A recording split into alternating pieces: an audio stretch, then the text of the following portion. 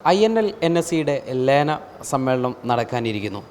ഈ ഒരു സാഹചര്യത്തിൽ എങ്ങനെയാണ് ഈ ലയനത്തെ നോക്കിക്കാണുന്നതെന്നാണ് INL മുൻ സംസ്ഥാന സെക്രട്ടറി, മുസ്ലിം ലീഗിൻ്റെ സംസ്ഥാന സെക്രട്ടറി കൂടിയായ PMA സലാം. അദ്ദേഹം നമ്മോടൊപ്പം ചേരുന്നു. എങ്ങനെയാണ് INL-NSCയുടെ ഒരു ലയനത്തെ മുൻ സംസ്ഥാന സെക്രട്ടറി എന്ന നിലയിൽ താങ്കൾ നോക്കിക്കാണുന്നത്? INL മുസ്ലിം ലീഗിൽ ലയിച്ചിട്ട് 7 വർഷമായി. അതിനുശേഷം INL എന്ന് പറഞ്ഞ് നിലനിന്നിരുന്ന ആളുകൾ എന്ന് പറഞ്ഞാൽ മുസ്ലിം ലീഗ് വിരുദ്ധർ INL മുസ്ലിം ലീഗിൽ ലയിക്കുമ്പോൾ INL-ലുണ്ടായിരുന്ന പഴയകാല മുസ്ലിം ലീഗുകാർ മുഴുവൻ വന്നു. SA പുതിയോളപ്പിൽ മാത്രമാണ് അതിന് അപവാദമായി ഉണ്ടായിരുന്നത്. ബാക്കി അതിൽ അവശേഷിച്ചവർ മുഴുവൻ ലീഗ് വിരുദ്ധരായിരുന്നു. മറ്റു പല സംഘടനകളിൽ നിന്നും മുസ്ലിം ലീഗിനെ എതിർക്കാനൊരു വേദി എന്ന നിലക്ക് INL-നെ കണ്ട ആളുകളായിരുന്നു. ഇപ്പോൾ SA പുതിയോളപ്പിൽ കൂടി മരിച്ചു പോയതോടുകൂടി ഒരൊറ്റ അവസാനത്തെ മുസ്ലിം ലീഗുകാരനും INL-ൽ അവശേഷിച്ചിട്ടില്ല എന്ന് ഉറപ്പായപ്പോൾ ഇടതുപക്ഷം അവരെ ചേർക്കുന്നു എന്ന് പറഞ്ഞു. കൂട്ടത്തിൽ റഹീമിനും അദ്ദേഹത്തിൻ്റെ കൂടെയുള്ള ആളുകളെയും അതിൽ ഉൾപ്പെടുത്തണം എന്നൊരു ഡിമാൻഡ് കൂടി വെച്ചു. അതിൻ്റെ അടിസ്ഥാനത്തിൽ അവർ യോജിച്ച് പ്രവർത്തിക്കുന്നു എന്നാണ് പറയാൻ കഴിഞ്ഞത്. പ്രത്യേകിച്ച് അതുകൊണ്ട് എന്തെങ്കിലും കാര്യമുണ്ടെന്ന് എനിക്ക് തോന്നുന്നില്ല. കാരണം ലീഗ് വിരുദ്ധർക്ക് ഒരു വേദിയാണ് അവർ ഉദ്ദേശിക്കുന്നതെങ്കിൽ അതുകൊണ്ട് ഒരു രാഷ്ട്രീയ പാർട്ടി നിലനിൽക്കാൻ കഴിയും. മുസ്ലിം ലീഗിനെ അല്ലെങ്കിൽ ഏതെങ്കിലും ഒരു രാഷ്ട്രീയ പാർട്ടിയെ എതിർക്കാൻ വേണ്ടി മാത്രം ഒരു സംഘടന, അങ്ങനെ ഒരു നയം ജനാധിപത്യത്തിലോ രാഷ്ട്രീയത്തിലോ പൊതുപ്രവർത്തനത്തിലോ എന്താ അതിൻ്റെ അർത്ഥം? സ്വന്തമായ ഒരു നയം, ഒരു വ്യക്തിത്വം, ഒരു തീരുമാനങ്ങളോ സർ സാഹിബിൻ്റെ കാലത്ത് അതുണ്ടായിരുന്നു. ഇടതുപക്ഷം തന്നെ പറയുന്നത് സാമുദായികമായിട്ട് സംഘടിക്കരുത് എന്നാണ്. മുസ്ലിം ലീഗിനെതിരെയൊക്കെ ആരോപണം ഉന്നയിക്കുമ്പോൾ പ്രധാനമായിട്ടും അവർ ചൂണ്ടിക്കാണിക്കുന്ന ഒരു കാര്യം അതാണ്. ഇപ്പോൾ ഈ ലയനത്തോടു കൂടി ഇടതുപക്ഷത്തെ ന്യൂനപക്ഷങ്ങൾ സംഘടിക്കുന്നു എന്നാണ് ഒരു CPM അവർക്ക് നൽകിയിട്ടുള്ള നിർദ്ദേശം, അല്ലെങ്കിൽ ആ രീതിയിൽ വരുന്നത്. അപ്പോൾ യഥാർത്ഥത്തിൽ CPM എന്താണ് ഇതുകൊണ്ട് ലക്ഷ്യം വെക്കുന്നത്? CPM പറയുന്നതും പ്രവർത്തിക്കുന്നതും തമ്മിൽ ഒരു ബന്ധമില്ല എന്നുള്ളത് നേരത്തെ നമുക്കറിയാവുന്നതല്ലേ. ജാതിപരമായി ചിന്തിക്കരുത്, മൂന്നാം ലോകം എന്നൊക്കെ പറഞ്ഞിട്ട് അതിലതേ ഉള്ളൂ എന്നൊക്കെ പറഞ്ഞിട്ടുള്ളൊരു വാദങ്ങൾ ഒരുപാട് കാലം കൊണ്ടുകിടത്തിരുന്നു. അത് കഴിഞ്ഞ ഉടനെയാണ് അവർ ദളിതർക്ക് വേണ്ടി സംഘടന ഉണ്ടാക്കിയത്. എന്നിട്ട് അവരുടെ പ്രധാന നേതാവായ മുൻ സ്പീക്കർ രാധാകൃഷ്ണൻ അതിൻ്റെ ചെയർമാനാക്കി. ദളിതർക്കൊരു സംഘടന അവർ അതിൻ്റെ അകത്തുണ്ടാക്കി. ജാതീയമായി ചിന്തിക്കരുത്, വർഗീയമായി ചിന്തിക്കരുത്, മതപരമായി ചിന്തിക്കരുത്, സാമുദായികമായി സംഘടിക്കരുത് എന്ന് പറയുന്നവരാണ് അതുണ്ടാക്കിയത്. അതുപോലെ തന്നെ മുസ്ലിം ലീഗിനെതിരെ സാമുദായിക പാർട്ടി എന്ന ആരോപണം ഉന്നയിക്കുന്നവർ മുസ്ലിം ലീഗിനെ എതിർക്കാൻ ആരൊക്കെ സാമുദായികമായി സംഘടിക്കുന്നോ അവരെയൊക്കെ പ്രോത്സാഹിപ്പിച്ചുകൊണ്ടിരിക്കുന്ന അവസ്ഥയുണ്ട്. നേരത്തെ PDP-യെ പ്രോത്സാഹിപ്പിച്ച് നമുക്കറിയാമല്ലോ. പൊന്നാനി നിയോജകമണ്ഡലത്തിൽ ഹുസൈൻ രണ്ടത്താണി മത്സരിച്ചപ്പോൾ അബ്ദുൽ നാസർ മഅദനിയും പിണറായിയും ഒക്കെ ഒരുമിച്ച് വേദി പങ്കിട്ടിരുന്നല്ലോ. അന്ന് സത്യത്തിൽ PDP-യുടെ സ്ഥാനാർത്ഥിയെ പിന്തുണക്കുക കൂടി ചെയ്തു LDF. അപ്പോൾ അവരുടെ വാക്കും പ്രവൃത്തിയും തമ്മിലൊരു ബന്ധമില്ല. അവർക്ക് മലബാറിലും കേരളത്തിലുമുള്ള മുസ്ലിം ലീഗിൻ്റെ ശക്തി തകർക്കാൻ ആരെയൊക്കെ കൂട്ടാൻ കഴിയുമോ അതവർ കൂട്ടും. ഇപ്പോൾ BJP കൂടിയുമായുള്ള ഒരു ബന്ധത്തിൻ്റെ തുടക്കം എന്ന നിലക്കാണ് വെള്ളാപ്പള്ളി നടേശനെ മധ്യസ്ഥനായി നിർത്തിക്കൊണ്ട് ചർച്ചകളും കാര്യങ്ങളുമൊക്കെ മുന്നോട്ട് പോകുന്നത്. അപ്പോൾ അത് കേരള ജനത അത് മനസ്സിലാക്കിയിട്ടുണ്ട്. അതിൻ്റെ അടിസ്ഥാനത്തിലാണ് ഇപ്പോൾ ഈ സർവേകൾ റിസൾട്ടുകളൊക്കെ പുറത്തു വന്നുകൊണ്ടിരിക്കുന്നത്. അപ്പോൾ താങ്കൾ തന്നെ INL വിട്ട് മുസ്ലിം ലീഗിലേക്ക് വന്ന സമയത്ത് ശിഷ്ടവിഭാഗം INL എന്നായിരുന്നു വിശേഷിപ്പിച്ചിരുന്നത്. ഇപ്പോൾ അവർ വീണ്ടും NSCയൊക്കെ കൂട്ടി ഒരു ന്യൂനപക്ഷ സംഘടിത രൂപത്തിലേക്ക് മാറുമ്പം ഈ ലയനത്തിൽ അവർക്ക് പ്രത്യേകിച്ച് എന്തെങ്കിലും നേട്ടം, താങ്കളുടെ ഭാഷയിൽ പറഞ്ഞാൽ ശിഷ്ടവിഭാഗം ആ INL-നോ അല്ലെങ്കിൽ ആ പുതിയ മുന്നണിക്കോ ഉണ്ടാവുന്നുണ്ടോ?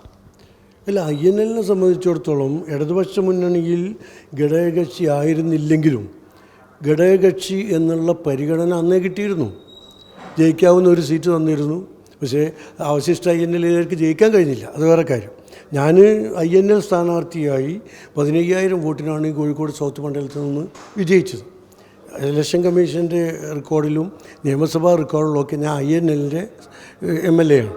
നേരെ മറിച്ച് ഞാൻ പോന്നതിന് ശേഷം 25,000 വോട്ടിന് ഇടതുപക്ഷം ജയിക്കുന്ന ഒരു സീറ്റ് INL-ൻ്റെ അവശിഷ്ട വിഭാഗത്തിൻ്റെ പ്രസിഡന്റ് SA പുതിയോളപ്പിൽ കൂത്തുപറമ്പിൽ മത്സരിച്ചപ്പോൾ 12,000 വോട്ടിന് തോൽക്കുക ചെയ്തത്.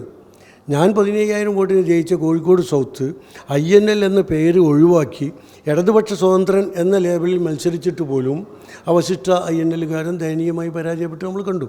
അതിൻ്റെ അർത്ഥം ഈ INL നേരത്തെ കിട്ടിയ പരിഗണനയ്ക്കപ്പുറം എന്തെങ്കിലും പരിഗണന കിട്ടുമോ എനിക്കറിഞ്ഞൂടാ, ചിലപ്പോൾ അവർ കൊടുത്തേക്കാം. എന്നാൽ പോലും അവർക്ക് അതിന് നേട്ടമുണ്ടാക്കാൻ കഴിയും എന്ന് ഞാൻ വിശ്വസിക്കുന്നില്ല. അത് മാത്രമല്ല, നേട്ടം എന്ന് പറയുന്നത് 1-2 നിയമസഭാ സീറ്റാണ് എന്ന വിശ്വാസവും എനിക്കില്ല. നമ്മെ സംബന്ധിച്ചിടത്തോളം നമ്മൾ പ്രഖ്യാപിക്കുന്ന ആശയങ്ങൾക്ക് വേണ്ടി ഇപ്പോൾ കേരളത്തിൽ നടന്ന ഒരുപാട് ന്യൂനപക്ഷ വിരുദ്ധ, മുസ്ലിം വിരുദ്ധ നിലപാടുകളെക്കുറിച്ച് ഒരക്ഷരം പറയാൻ കഴിയാതെ, ഇപ്പോൾ ഏറ്റവും ഉദാഹരണം കേരള അഡ്മിനിസ്ട്രേറ്റീവ് സർവീസിൽ ന്യൂനപക്ഷങ്ങൾക്ക്, പിന്നോക്കക്കാർക്ക് സംവരണം വേണ്ട എന്ന പിണറായിയുടെ തീരുമാനം, ആ തീരുമാനത്തിനെതിരെ അത് ശരിയല്ല എന്നൊരു വാക്ക് പറയാനുള്ള ധൈര്യം അത് ഈ അവശിഷ്ടക്കാർക്ക് ഉണ്ടായില്ലല്ലോ. അപ്പോൾ അങ്ങനെ ഒരു സംഘടന എന്തിനാണ് ന്യൂനപക്ഷങ്ങൾക്ക് എന്നാണ് ആലോചിക്കേണ്ടത്. അവസാനമായി മുസ്ലിം ലീഗിന് 3-ാം സീറ്റ് എന്നൊരു വലിയ ഒരു ആവശ്യം അണികളും ചില നേതാക്കളുമൊക്കെ ഭാഗത്ത് ഉന്നയിക്കുകയാണ്. മുസ്ലിം ലീഗ് ആ നിലപാടിൽ ഉറച്ചു നിൽക്കുമോ? മുസ്ലിം ലീഗിന് നിലവിലെ സാഹചര്യത്തിൽ 3-ാം സീറ്റ് എന്ന ആവശ്യം യാഥാർത്ഥ്യമാവുക? എന്താണ് സംസ്ഥാന സെക്രട്ടറി എന്ന നിലയിൽ താങ്കളുടെ ഒരു അഭിപ്രായം? മുസ്ലിം ലീഗ് ഐക്യജനാധിപത്യ മുന്നണിയിലെ ഘടകകക്ഷിയാണ്.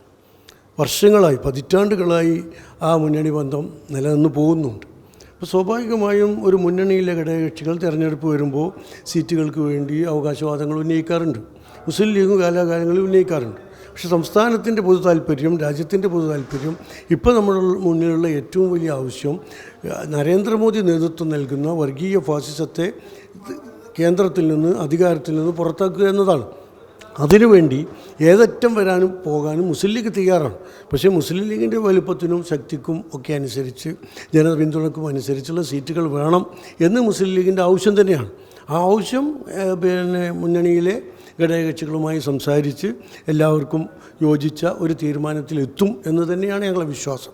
ഒരു സീറ്റിൻ്റെ കാര്യത്തിലല്ല ഈ മുന്നണി രൂപീകരിച്ച് സീറ്റിൻ്റെ എണ്ണത്തിനും വേണ്ടിയല്ല, മറിച്ച് ഒരു മഹത്തായ ദൗത്യത്തിന് വേണ്ടി, രാജ്യത്തെ രക്ഷിക്കുക എന്നൊരു വലിയ ദൗത്യത്തിനാണ്.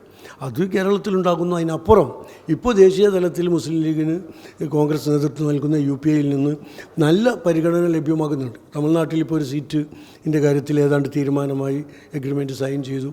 അതുപോലെ പശ്ചിമ ബംഗാളിലും ജാർഖണ്ഡിലുമൊക്കെ സീറ്റ് വിഭജന ചർച്ചകൾ നടന്നുകൊണ്ടിരിക്കുകയാണ്. അപ്പോൾ ദേശീയ തലത്തിൽ തന്നെ മുസ്ലിം ലീഗിന് ഏറ്റവും നല്ല അംഗീകാരം ലഭിച്ചുകൊണ്ടിരിക്കുന്ന ഒരു കാലഘട്ടമാണ്.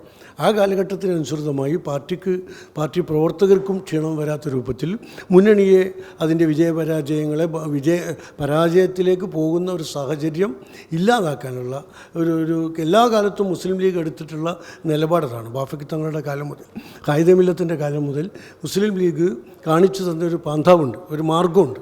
രാഷ്ട്രീയത്തിൽ മിത്രങ്ങളോടും കൂട്ടുകാരോടൊക്കെ ചെയ്യേണ്ടുന്ന മര്യാദകളെക്കുറിച്ചൊക്കെ നമ്മൾ പഠിപ്പിച്ചിട്ടുണ്ട്. ഒരുപാട് വിട്ടുവീഴ്ചകൾ ചെയ്തുകൊണ്ടാണ് മുസ്ലിം ലീഗ് കേരള രാഷ്ട്രീയത്തിൽ മാതൃക കാണിച്ചത്. ആ മാതൃക മുന്നിൽ വെച്ചുകൊണ്ട് തന്നെ ഇപ്പോഴത്തെ നേതാക്കന്മാർക്കും പോകാൻ കഴിയും എന്നുള്ള വിശ്വാസം ഞങ്ങൾക്കുണ്ട്. അതുവഴി രാജ്യത്തെയും സംസ്ഥാനത്തെയും ഒക്കെ ഫാസിസത്തിൽ നിന്നും, വർഗീയതയിൽ നിന്നും, അക്രമത്തിൽ നിന്നും രക്ഷിക്കാനുള്ള ശ്രമങ്ങൾക്ക് മുസ്ലിം ലീഗ് എക്കാലത്തും മുന്നിലുണ്ടാവുകയും ചെയ്യും.